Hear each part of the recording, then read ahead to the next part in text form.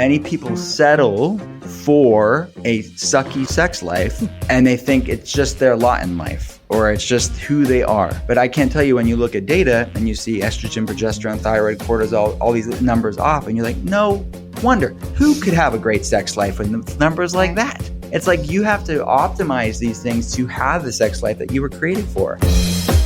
You're listening to Sex with Emily. I'm Dr. Emily, and I'm here to help you prioritize your pleasure and liberate the conversation around sex. Can you eat your way to better sex? Today, I talked to Dr. Will Cole, host of The Art of Being Well, to find out. We talk sex-supportive nutrients, the real deal on HRT or hormone replacement therapy, how what you eat affects your sex drive, and my personal vice, sugar. Let's get into it. Please rate and review Sex with Emily wherever you listen to the show. My new article, How to Heat Up Your Temperature Play, is up on sexwithemily.com. All right, everyone, enjoy this episode. Dr. Will Cole is an author, functional medicine expert, and podcast host, most known for his popular podcast, The Art of Being Well. He founded one of the first telehealth centers in the world and has provided insight into the root of physiological, biochemical, and hormonal causes of disease and chronic pain. He previously co-hosted the Goop Fellas podcast, and his insights are frequently featured on Goop.com. His latest book, Gut Feelings, is out now. Well, I just want to say I'm so excited that you're here and to introduce you to my audience because I'm such a fan of your work and your books and how you've been so innovative in the field of functional medicine, normalizing it for people, and in some cases, really introducing it to people, what it actually is. And I spend a lot of time on my show talking about how people's Western medicine doctors, though they did the work and they work very hard, don't often have the answers for them that they need today regarding their health around hormones and around so many things. So I think it'd be so helpful to start off for my audience just to explain what you do as a functional medicine doctor. Yeah, sure. So we started one of the first functional medicine telehealth centers 13 plus years ago. So this is all that I've done for the past 13 plus years. Is from 8 a.m. to 6 p.m. I'm here. We have a brick and mortar telehealth clinic, but all our patients are remote. What we do differently in functional medicine, and first of all, I think defining it in the sense of it doesn't have to be either or, right? I think the best of both worlds, a both and not either or approach when it comes to healthcare is the best. And I think this tribalism within healthcare really doesn't serve anybody, where we're like throwing pejoratives of like quacks or like whatever, corrupt money, whatever. It's more of, well, what's the most effective tools that causes them the least amount of side effects? Can't we just operate from that? Like really be data driven, but also be in favor of the patient and their health and not just disease management. And that's why functional medicine is not anti-Western medicine. It really is a part of it. And that's why leaders in conventional medicine, like the Cleveland Clinic, has a multi-million dollar functional medicine center. Hospitals like the Cleveland Clinic are not spending millions of dollars on world-renowned functional medicine clinics off of woo-woo or quackery. They're doing it because the data speaks for itself.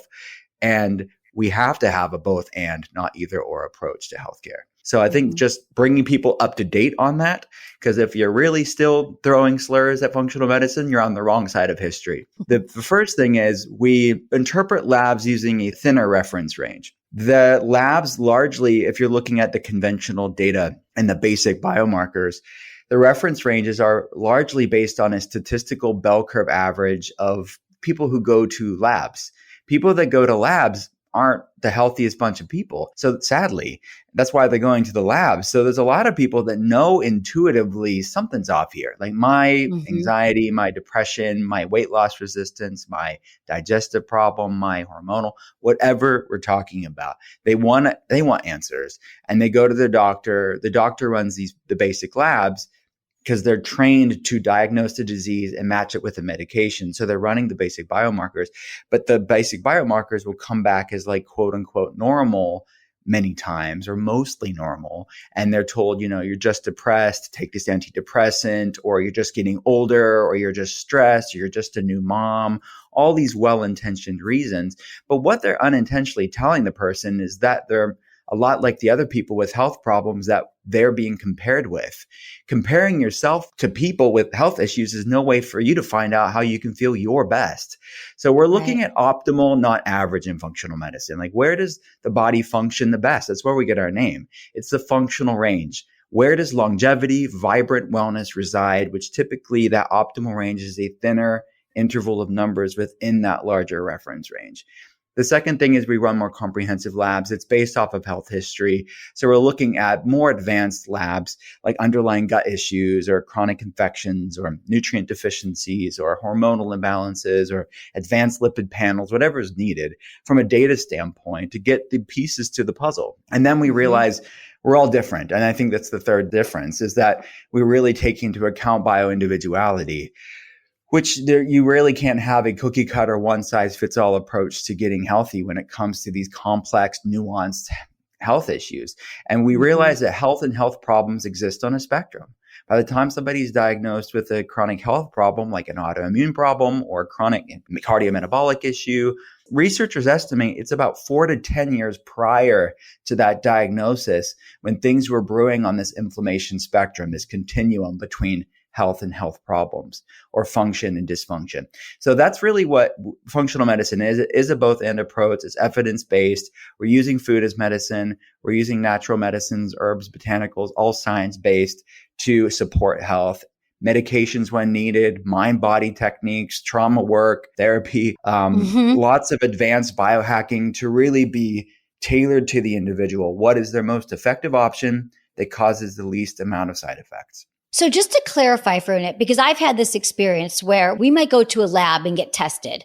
Like if I go to Quest or one of the labs that your doctor sends you to go get blood work. And then I'd look at them over the last year and each lab had a different normal range of what my testosterone should be or what my estrogen should be. And it was so confusing. And so most people are just like, well, you're in a normal range, but that doesn't mean anything. There's so many other factors like what your gender, what your health history is. You have much more specific tests. Like I know the Dutch test, which measures like urine, and then there's stool tests. And I just think that those, you're getting a lot more information about what you can kind of hone in on what's going on, right, with people rather than just this standard means of tests. Your latest book, I know you've written bestsellers and you've done so many great books in this field. I have all of your books. And your recent book is Gut Feelings, which take a moment. It's brilliant. A brilliant title. But also in your book, you talk about the connection between what you eat and the way you feel. Let's talk about the connection between what you eat and the way you feel. Anything that I write is about, it's really born out of my work with our patients and seeing so many stories and a lot of clinical experience, a lot of looking at labs and seeing the science and art of wellness, of how really to use data and the latest research, but then what's the heart of all of it? Like what's the space in between the words and the data, and getting somebody well and having this translate to real life for real people. So that's what Gut Feelings is about. I mean, the name of the book, it has many layers from a writing author standpoint, is that we have this phrase that's in the human lexicon of like gut instinct and gut feelings, and I just feel it in my gut, or butterflies in my stomach, that somehow this is part of human existence and our vernacular. But what are the origins of it? That throughout human history, our ancestors knew somehow, inexplicably, ineffably, that our gut was the seat of the soul somehow, that our gut and brain were somehow connected. They didn't have randomized control trials. They didn't have all the science that we have, but they knew from experience and experiencing people, observation, that there was some connection there. It's known in traditional Chinese medicine, it's known in Ayurvedic medicine, and it's known throughout all traditional medicines, this connection. And now research is catching up with antiquity, that the majority of human health, at least to some degree, begins in the gut. I mean, there's layers to that. I mean, 95% of serotonin is made in the gut. That's our happy neurotransmitter. 50% of dopamine is made in the gut, our pleasure neurotransmitter. These things work upon the vagus nerve. The neurotransmitters are made in the gut. They don't necessarily pass through the blood-brain barrier as we understand it, but they work upon the vagus nerve, which is the largest cranial nerve in the body. It's responsible for the resting, digesting state. It's when people talk about a dysregulated nervous system, what they're typically talking about is an overactive sympathetic fight or flight stress state and an underactive parasympathetic or poor vagal tone or weak vagal tone. So a lot of what I work with my patients and what I'm talking about in gut feelings is a dysregulation of the neuroimmunoendocrine axis, or the connection between our nervous system, as I just mentioned, our immune system, chronic inflammation is a product of that, and the endocrine system, our hormones, and the sort of crosstalk, bidirectional communication line between those three systems. So the vagus nerve is what's innervating the gut-brain axis mainly. It's a central part to many people that are struggling with mental health issues, autoimmune problems, metabolic issues, digestive problems, hormonal problems. It's a major factor. And there's a lot of gut-centric components to that. But the book is really this conversation about the bidirectional relationship between mental health and physical health, that both gut and feelings, the physiological and the psychological, are both interplayed. Don't go away, because after a quick break, Dr. Will Cole is breaking down the 4+1 things we should avoid to take care of our bodies. By now, you've probably heard my Magic Wand story. It's a brand that's been part of my personal journey for more than 20 years. But no matter how many times I sing Magic Wand's praises, I'll never be able to fully capture the story of this incredible brand.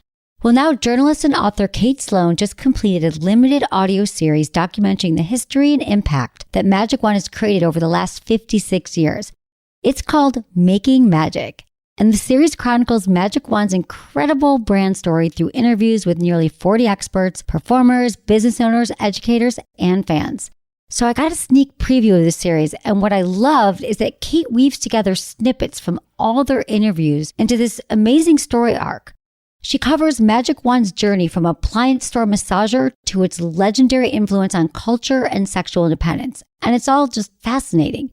The first episodes of Making Magic are available now at makingmagicseries.com or on all popular podcast platforms. Just search for Making Magic or visit makingmagicseries.com today.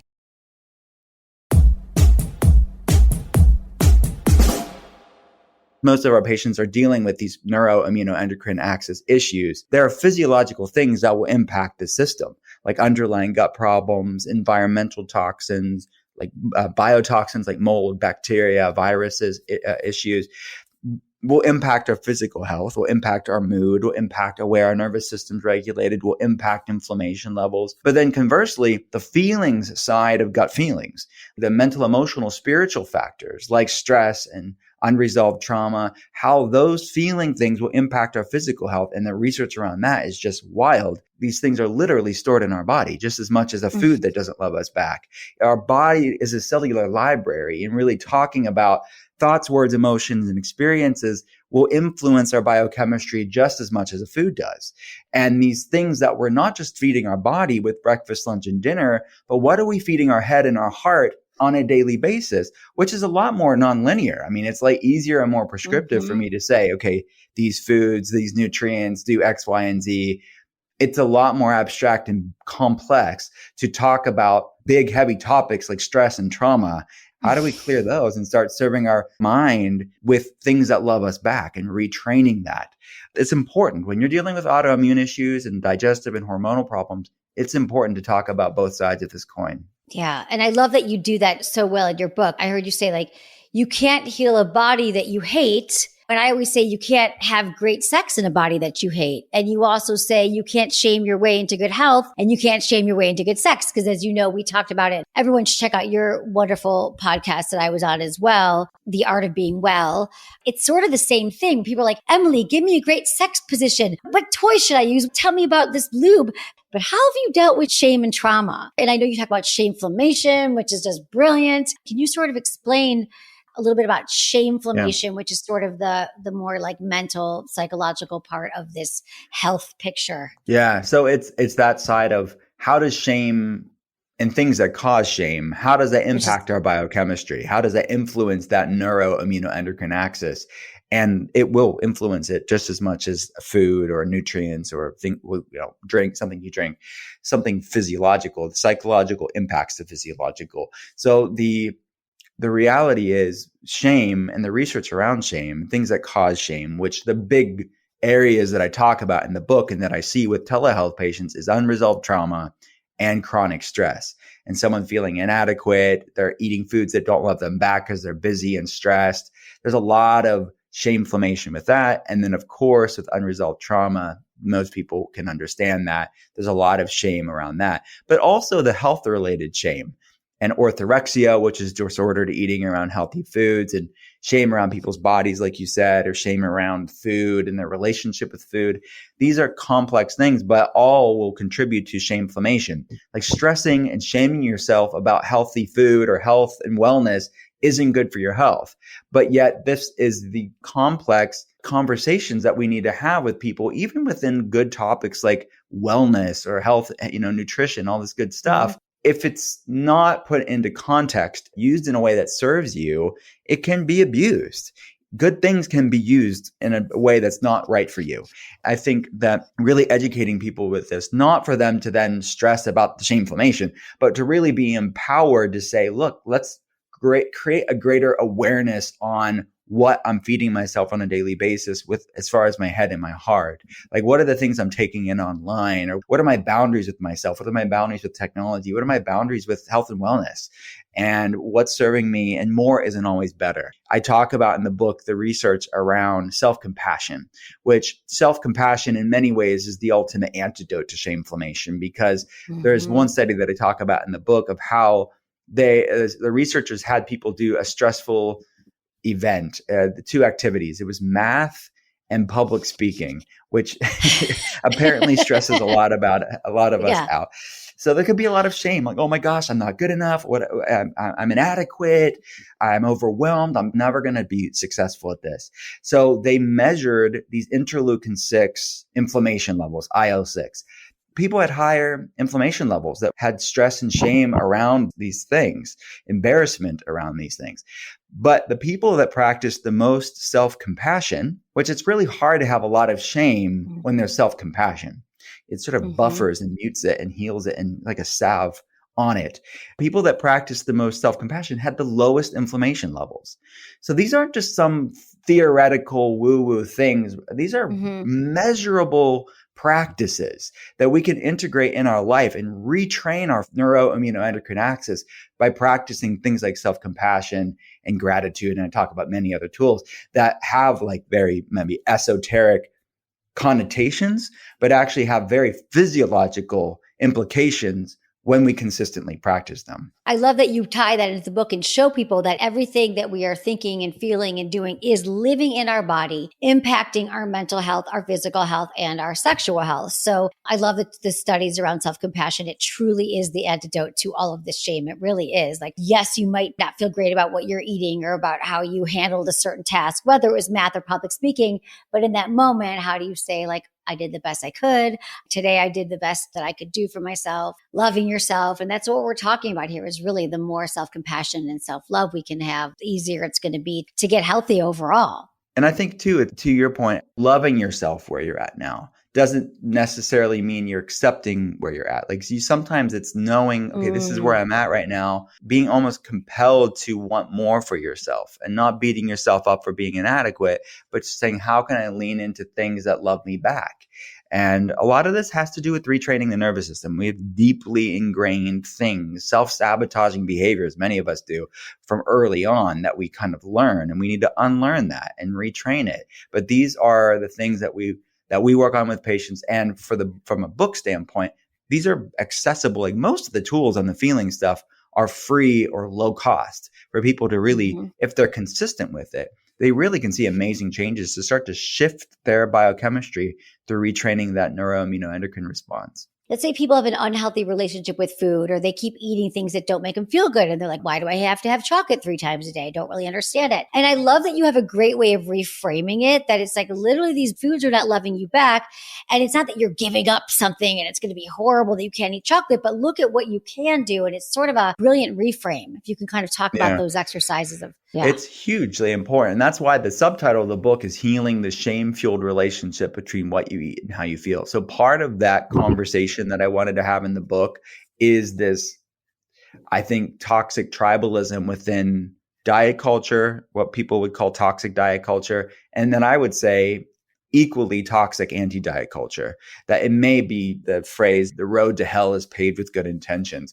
I think that the rebound polar opposite response, but ends up being the different side of the same coin, is this equally toxic anti-diet culture, which the diet culture is all about eat less, work out more, restriction, obsession, shaming your way into health. As you mentioned, like the back of the book of Gut Feelings, I say you can't heal a body you hate. Sustainable wellness has to be born out of self-respect and loving your body enough to nourish it with things that love you back. But then the flip side is this phenomenon on social media and within certain areas of wellness or nutrition, that there's quote unquote no such thing as a bad food, and eat whatever you want and it's not going to impact your health. And it can create a lot of disordered eating around that too, because it kind of removes all basic logic when it comes to nutrition. And you look at the majority of the human race right now, the vast majority of people have a metabolic issue and have things that food directly feeds. Food feeds disease, and you can't ignore that. Right. So I think that you have to have a both and approach even with this, is that yes, shaming your way into health is not sustainable, but nor is ignoring basic nutrition facts either. I got excited because you were getting to the point of, you talk about the big 4+1, which I've heard you talk about, like that we should be avoiding. Yeah. And I love the +1. I got a lot to say about that, but what just basic information, because people are like, oh, a little bit of pizza is fine. But what are the 4? What should we be avoiding? Yeah. Sure. So these are the foods that are most likely not to love people back, right? And this is not about restriction. This is about the person being curious. Just like you teach us to have sex IQ and be highly intelligent from a sex intelligence standpoint, I want people to have that same body intelligence for themselves. And this isn't about, oh, I can't have that. Like I say to patients, and I say it in the book, eat whatever you want, but use meals as a meditation and as a medicine. And you may find that it's different. Like you're going to be different than somebody else. And that's okay. There's a lot of bioindividuality. And this isn't about weight loss. Like if we all ate and worked out the same, we still would all look different. And that's okay. There's a lot of bioindividuality. But I want people to really be intuitive and mindful about what foods love them and what foods don't love them back. And I think we have to have these conversations around healthy boundaries when it comes to other people, and everything is like gaslighting. But the reality is, no, the ultimate relationship when it comes to healthy boundaries is with ourselves and having self-respect when it comes to things that don't love us back.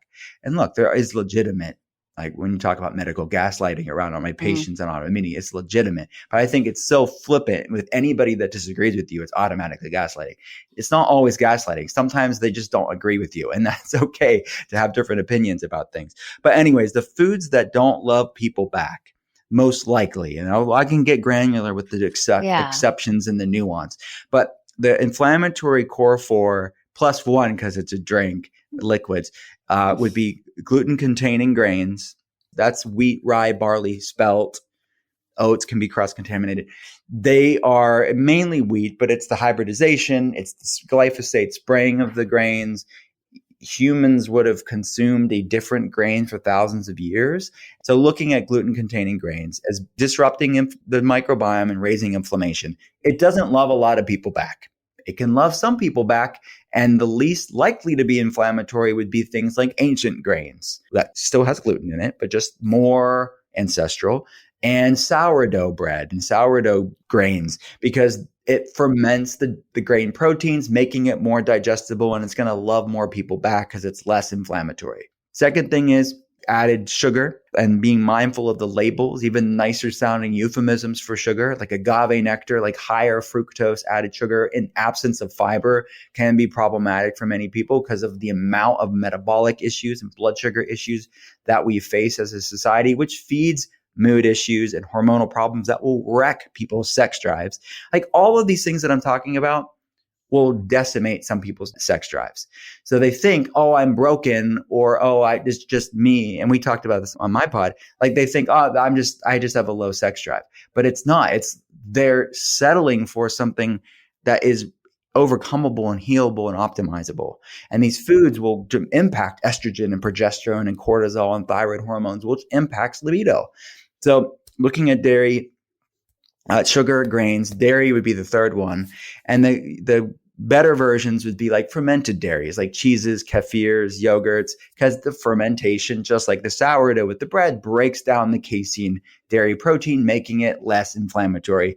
And the fourth would be industrial seed oils like canola oil, vegetable oil, soybean oil. My opinion is it's more of the overconsumption of it, and not so much that those oils are the devil, but that Americans don't eat enough long chain omega-3 fatty acids from whole foods, and they eat too much packaged foods with high omega-6 industrial seed oils. So it's more of the ratios of omega-3, 6, and 9 more than just demonizing those oils by in and of themselves. That's the context around it. And the plus one is alcohol. So it's really, I hate to sound like a puritanical teetotaler because I'm not, but I really want people to take a really good look at, does this love them back or not?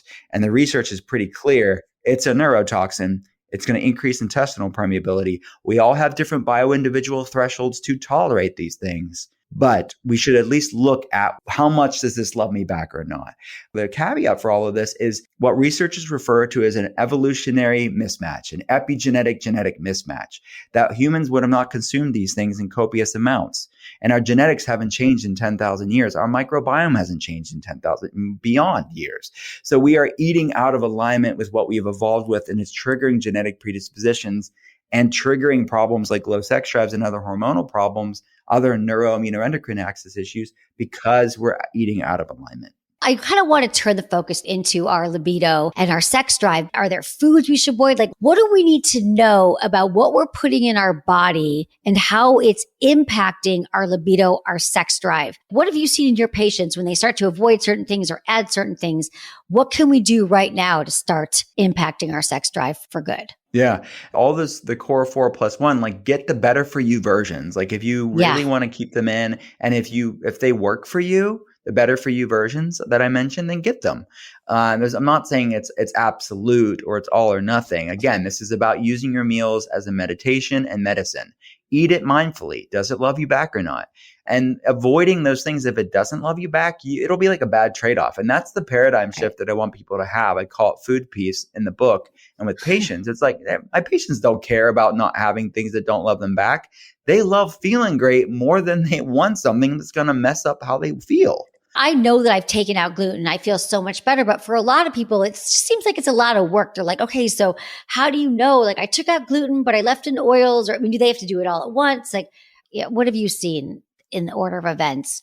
Most people, to mitigate variables as much as possible and be their own N of one experiment, it would be to do what's known as an elimination diet, which it doesn't, like, I hate that term. Like it sounds so punitive. Elimination and diet, like both just are sucky terms. But it's just, how are we mitigating variables statistically off of things that are most likely to disrupt the microbiome and not love most humans back? So yeah, going off of those for a while, it's not about calorie restriction. It's about switching how you're fueling your body, eating foods that love you back, nourishing, calorie-rich, nutrient-dense foods, and then bring one in at a time. Reintroduction is just as much as taking a break off of those foods, because you want to see, does it love me back or does it not love me back? I talk about it in the book. If people want a detailed experiment for themselves, read my second book. It's called The Inflammation Spectrum, which is like based off of questions that I ask patients and can kind of see how we do this with reintroduction. But I talk about it in Gut Feelings, more basic, because that book's less about like the nitty gritty granular nutrition stuff and more about like the relationship with food. It's more of like the heart and soul of it and healing your relationship with food. But it's all of this stuff is inextricably linked to our sex drive and our hormones. It really is. And it's not just about the things you're not having. Look at the foods that don't love you back, because the body is amazingly resilient. And when you give it a reprieve, it can start functioning the way it wants to function. And it's not having these things that are dampening its function. It's amazing what the body can do when it has a break and it's not working so hard at just digesting things that don't love you back. And then it's all about like nourishing your body with delicious things that do love you back. Like, what are things that can build strong hormones and can build proper signaling between all of your sex hormones?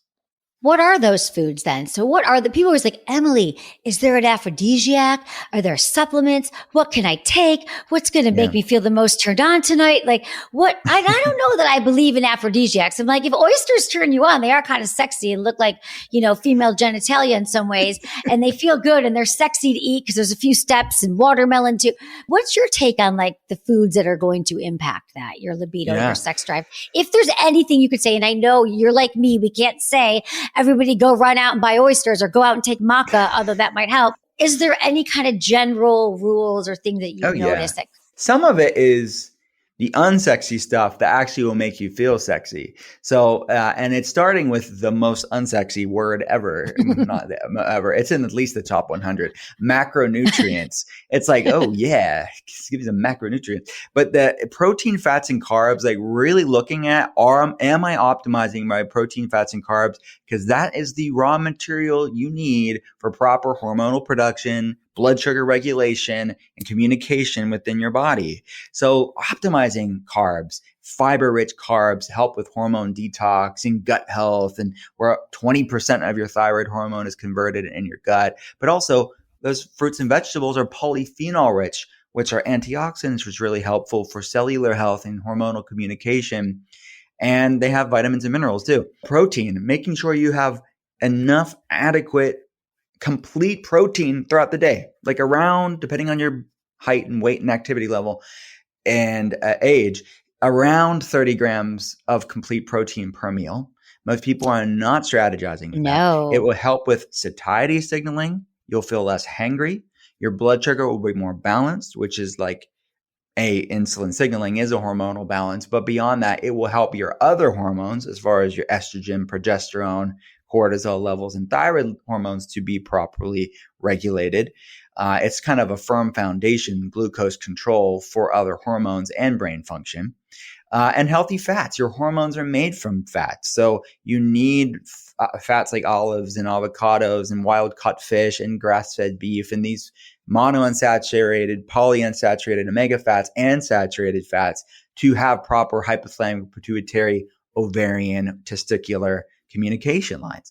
So it's that's the unsexy stuff. Okay. And then if you want to get like granular, I mean, look, I think oysters, these like cliched aphrodisiacs, mainly because they're mineral rich, I think is really what it is. Like zinc and copper can help with hormonal production. So that may be, I mean, I guess it does look like you have to have a lot of oysters. You have to have like a lot of oysters, maybe, to get that. Stick around because when we're back, Dr. Will Cole and I are shedding light on the complex world of hormones.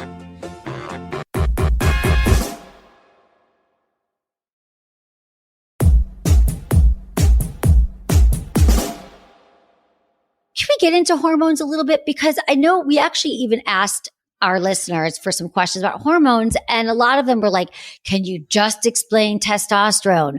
What foods help? I'm just going to list what came in, like what foods can help boost estrogen?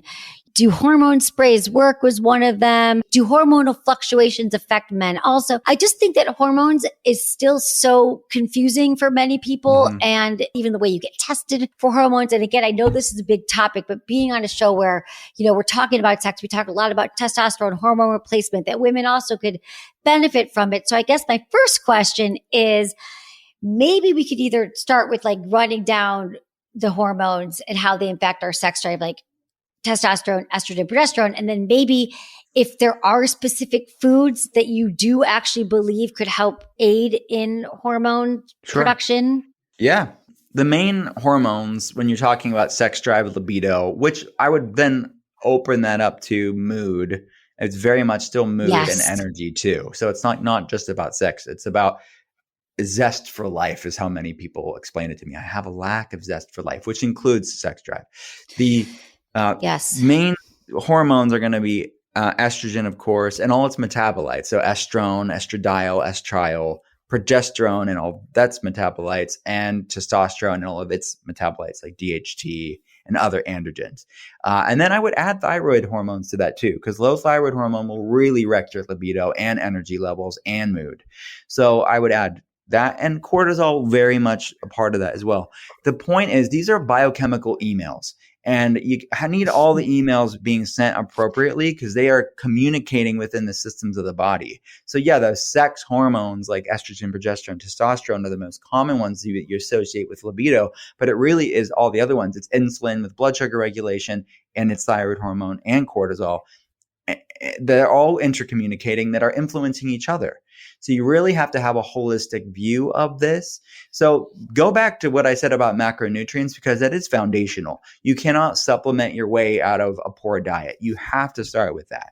But then if you're looking at specific different, like let's say herbs or science-backed natural supportive tools to support hormone health, I think an easy area to talk about here would be adaptogens, which I do talk about in Gut Feelings at length. We use them in telehealth patient protocols as well. You mentioned maca. Maca is one that has some decent studies around it. Other adaptogens like ashwagandha, holy basil, or tulsi has been used. Both of those have been used in Ayurvedic medicine for thousands of years.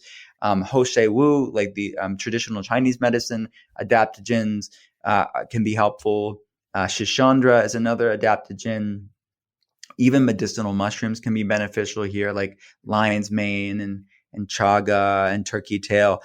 Not that people need all of those things, but I am just saying these weird words for the only reason of just people to like educate themselves on, and like, maybe I'm bringing something like this, maybe adding some of this into my smoothie or taking some capsules that have these in.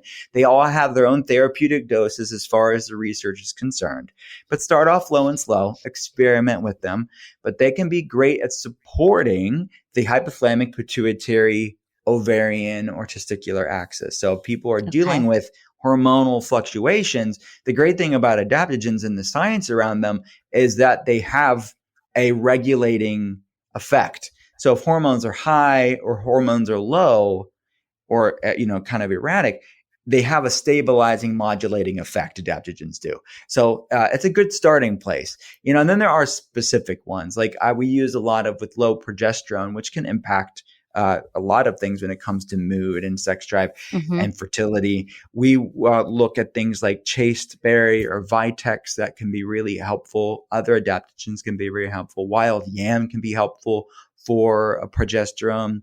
Estrogen, we look at estrogen dominance. We'll typically see we want to help with methylation and detox. So something like DIM and these sulforaphane compounds that can help with clearing out estrogen. Dong Quai is a traditional Chinese medicine herb that can help with supporting healthy estrogen levels. So those are some herbs and botanicals for people to learn about and educate themselves. Again, it's not about adding in the supplement graveyard for you to take all of those. It's just about maybe one or two of those can be a supportive tool after you deal with food. You have to start with food.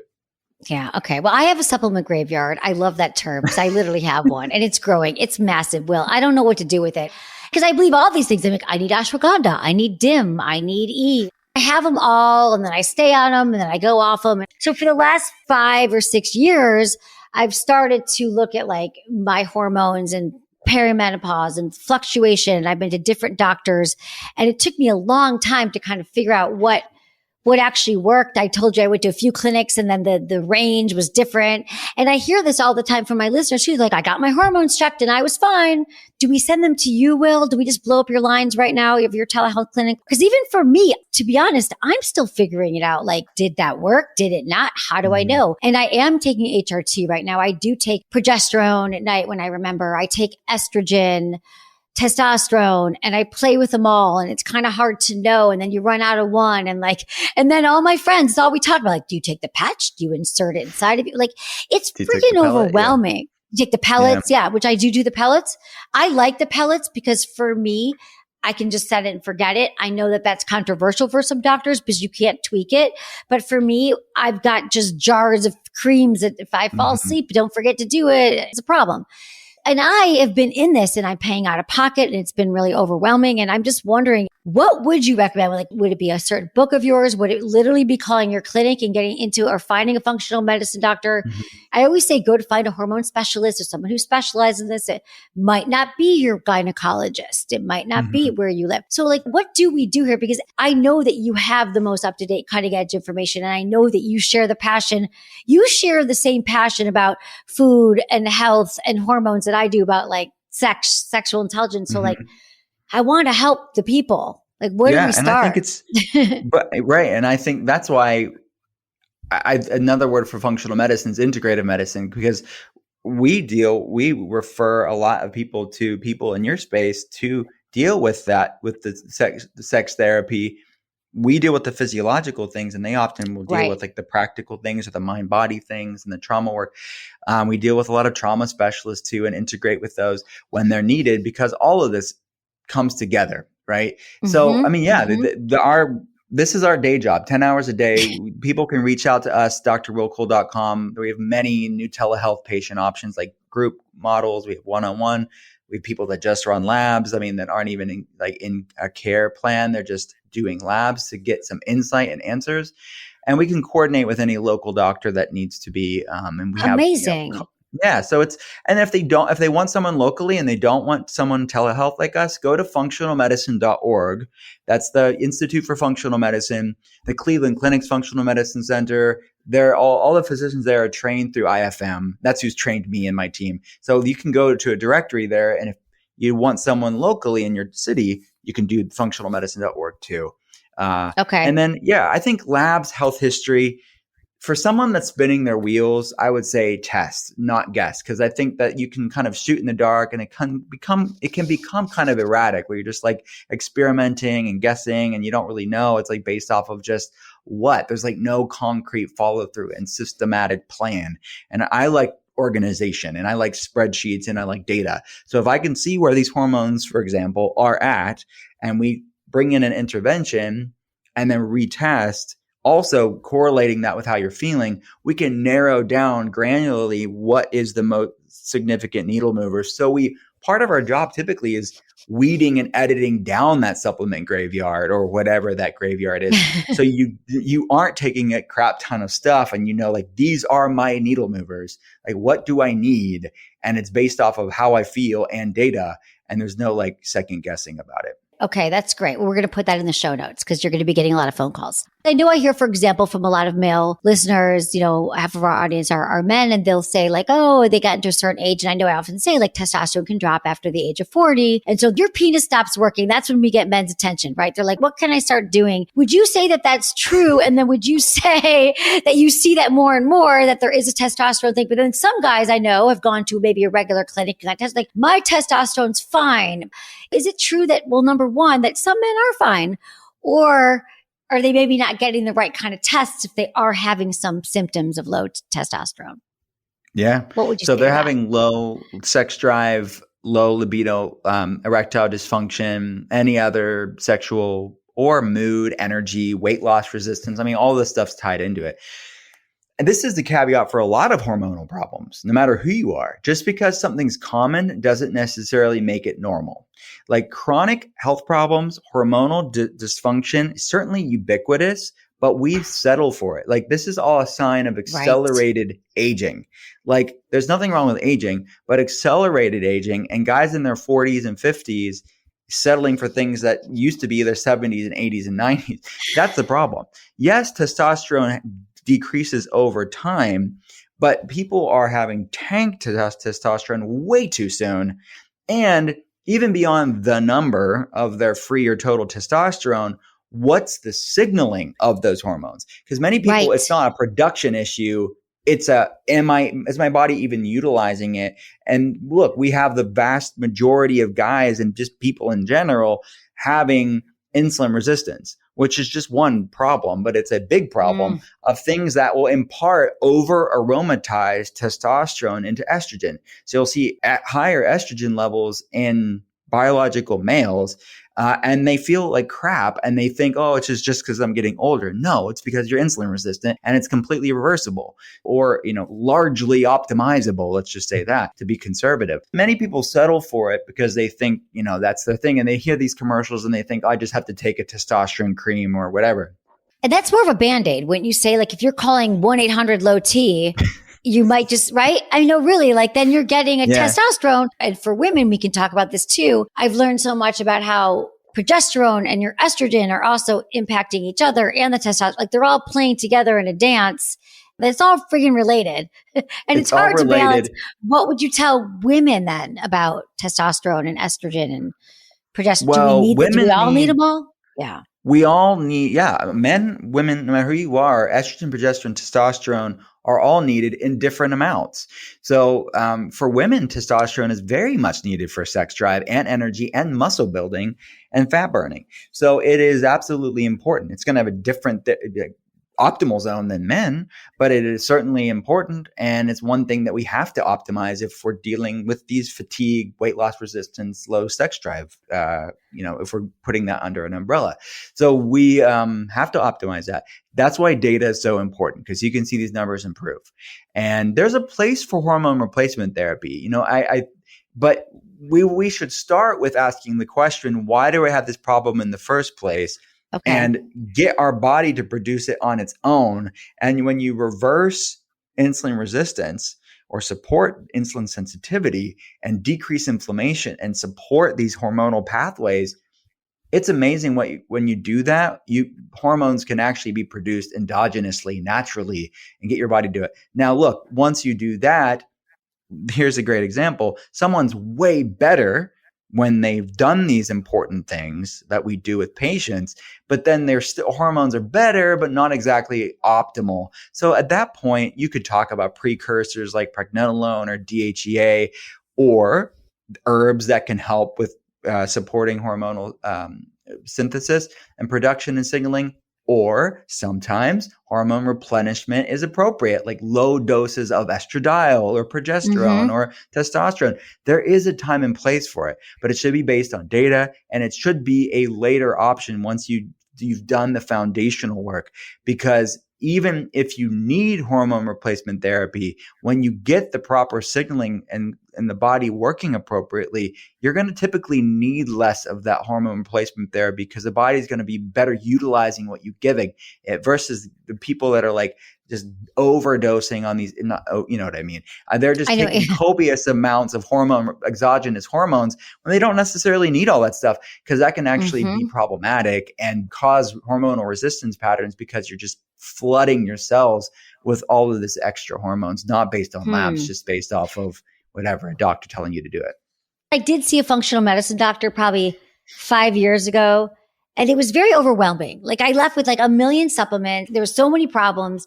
He wasn't that into the hormone replacement therapy at that time, because I think what he was trying to say is you need to build things up. But then over time, it got busy, the pandemic, I started taking hormones. So now I'm wondering if, like, what you're saying is that maybe I need to scale back, and there's some more things I could do with my nutrition and supplements, because I'm hearing that maybe I'm leaning on it too much, or many people do. That could be that's not your first line of... No, it's not my first line of defense, and it should be based on labs. Look, I think you should be judicious about all of those things, right? Start with food, be judicious with supplements, and be judicious with HRT. And I think that starting off low and slow, building up, allows you to not get that supplement graveyard or these things that you like, you're not even sure. Like, so many people will be like, I don't know what's working. like I think I'm a little bit better maybe, but it's taking the edge off, but I don't really know what is the needle mover. And we want to do the best job we can to so okay, these handful of things are helpful for you. Normally HRT happens after the other stuff, to see what the body can do on its own. And then after you've gotten to a better place, but maybe you need some, like, a little bit of a boost, then the HRT can be that boost for some people. Now I think I have to call your clinic when we hang up. The reason why I'm having you on, Dr. Wilcole, is you really have been an innovator in this space. The fact that you've had this telehealth clinic for 13 years and you've written all these best-selling books, I feel like you really are somebody who can help people understand, their bodies in a way that they might not be able to where they're living now, or they can't find the doctors. I really appreciate the work that you do. I love what I do. And thanks for giving me the opportunity to talk about it. I'm going to ask you like the quickie questions that we ask all of our guests. They're just 5 quick questions, but is there anything else here? Let me just think that we really wanted to get to, because I think you really helped us a lot here, and even myself, because I think that looking at the foods we're eating, understanding that, seeing what we can do, make sure we're moving our body, we're dealing with unhealed trauma, we're in therapy, we're understanding all the factors that are contributing to it is just important. One thing I was going to say that I forgot to say earlier are nutrient deficiencies, just real fast about sex drive and energy Yeah. that I wanted to just mention real fast. And then we'll get to the cookie questions is that I'd be beating myself up if I didn't mention this. And I'm like, oh man, I didn't tell the people. But iron is another major one. When you're talking about low libido, looking at iron saturation, and ferritin, which is stored iron, when you're talking about fatigue, brain fog, low libido, low hormone issues, I see that a lot. But vitamin C and copper, the mineral copper, can help with iron bioavailability and absorption. So that's one thing. It's a very common deficiency that I think everybody should get their labs tested, in addition to the other ones I mentioned when it comes to hormone health. It's about the nutrients that make the hormones too. Now that made me think of one more thing that I actually talked about in your podcast was, what have you been seeing about birth control pills and women who have been on it and then they go off it, or maybe they're just on it? Because what I've heard is, what I've seen in studies over the years is that you're on a pill and that's going to impact your hormones. It could be for life. Like, it's really hard to get back to the normal range or whatever it is. And it can really be a disruptor. So how have you worked with women who have been on the birth, and what's your take on it? I'm pro-choice when it comes to people having informed consent with whatever they want to do for their bodies. But I think the key term there is informed consent. I think many people are given these pills without any really robust, open, full spectrum conversation with their prescribing doctor. They're just given to it for any number of reasons. Maybe it's contraception, maybe it's some hormonal problem, maybe it's their acne, and they're just like given these pills and they're on them forever. And it's just like, just take them. And look, there's no full conversation on this could do this, this, and this, because this could cause this, this, and this, and then make the right decision between you and your doctor. The problem is it's just given out like candy in many ways. Like, it's just flippant. Like, everybody's on it. Just take it. And I see people that really do have a difficulty coming off of it and trying to conceive later on, or trying to get their hormones and just feel good.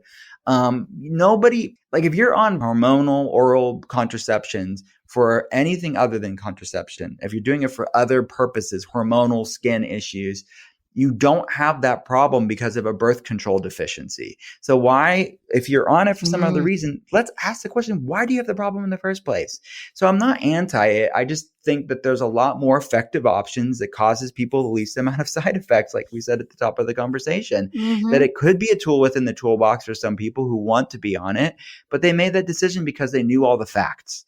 And I think that there's just a lack of full facts in these conversations. And there's other forms of birth control. Like, many women decide to do the copper IUD because it's non-hormonal, and it does cause some low-grade, like, local inflammation. It just doesn't work for everybody if you have a copper allergy or whatever. But for the average person, that's a consideration to talk to your doctor about.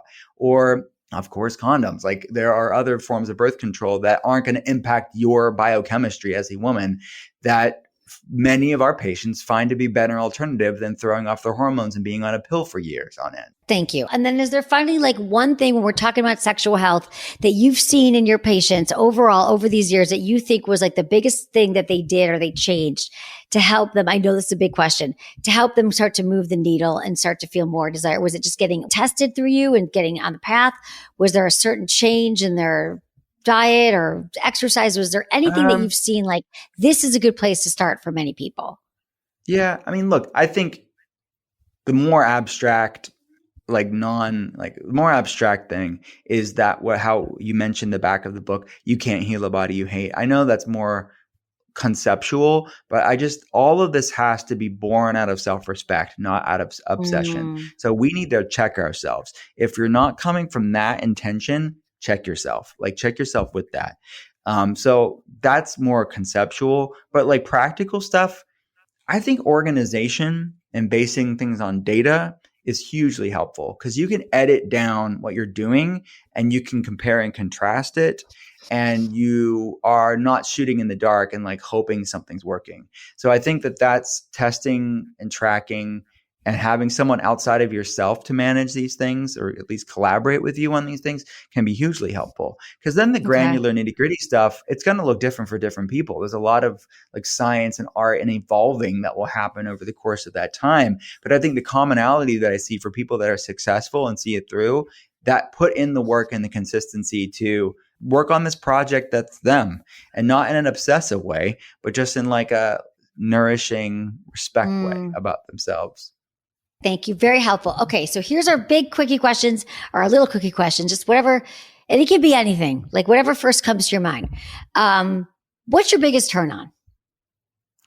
Wow. We're getting personal, Dr. Emily Morse. Well, but it could also just be like the wind blowing.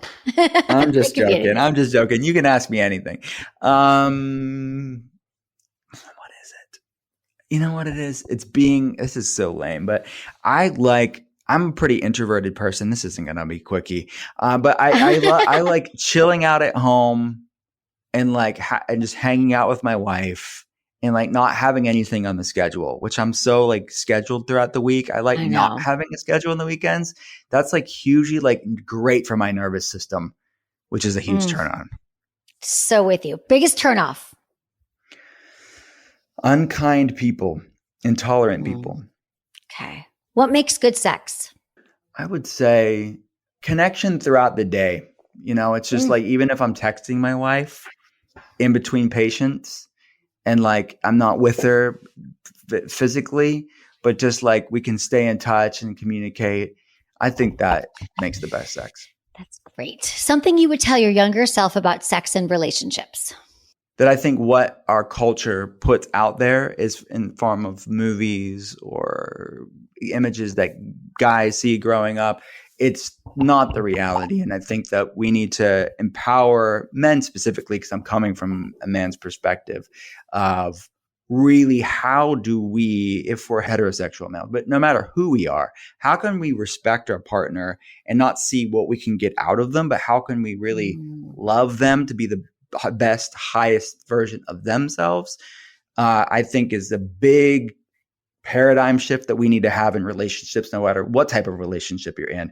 Because I think we live in such a self-serving, selfish, greedy culture that it is it's unsustainable. And like sex is still sex, but it's just typically really, it's not fulfilling. I think from I don't know. I think from a loving standpoint, unconditional loving standpoint.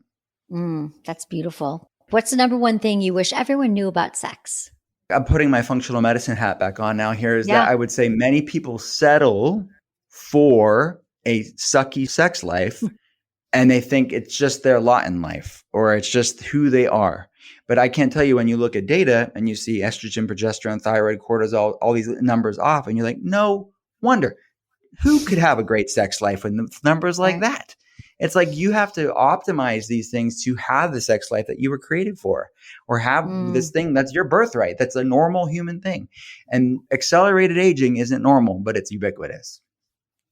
So good, Will. Okay, so where can people find you, Dr. Will Cole, come see you and all the things? Yeah, thank you. So we're all telehealth. I am in the lovely city of Pittsburgh, Pennsylvania. Come and visit us. I'm on the tourism board. I'm not really, but I think it's the pearl of Pennsylvania. But you don't have to be here because everybody's online. So everything's at drwillcole.com, drwillcole.com. The links to the podcast, The Art of Being Well, which I love our episode, and the books, the telehealth options, all the things are there. Great. We will find you there. Thank you so much for being here. We so appreciate you. Thank you for all the information. It's really going to impact our listeners, I know, deeply. Thank you.